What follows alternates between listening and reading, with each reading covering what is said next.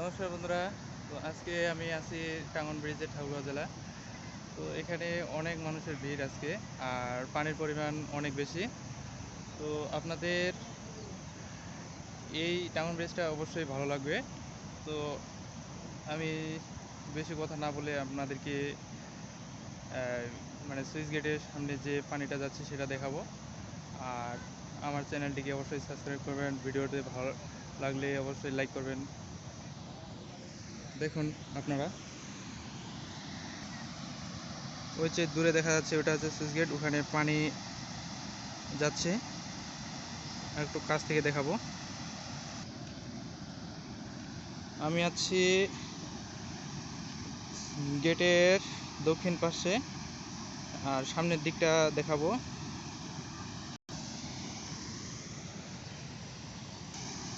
আর এখানে বর্ষাকালের পরে যখন কালী পূজা আসে, তখন এখানে সমস্ত পানিটা ছেড়ে দেওয়া হয়।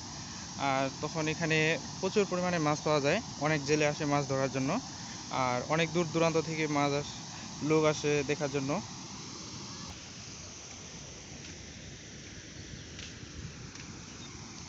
এই যে এখানে অনেক মানুষ বসে আছে। এখানে বসার জন্য সুন্দর ব্যবস্থা রয়েছে।